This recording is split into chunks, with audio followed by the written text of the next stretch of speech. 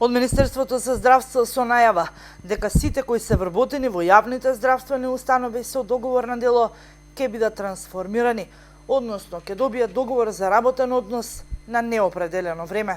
Дополнително, на сите овие мерки за вработување го распиша и огласот за вработување, односно стажирање на 6 месеци за сега. Од Министерството дополнуваат дека во текот на следната година ќе обезбедат финансиски средства за стажирање до 1 година. Ова обезбедување на платено работно време на сите млади доктори кои завршуваат медицински факултет и го полагаат испитот во лекарската комора овозможува да се стекнат со работно искуство под менторство на постари колеги, да почувствуваат дека се дел од системот, дека не се дискриминирани по ниту еден основ во јавната здравствена установа и да се мотивираат да останат во земјава, со оглед на тоа дека веќе за прво вработување ќе добијат соодветна сума на пари, посочуваат од Министерството за здравство. Минатата година се обезбедени 3200 финансиски согласности и таа динамика продолжува и оваа година, велат од ресорното министерство.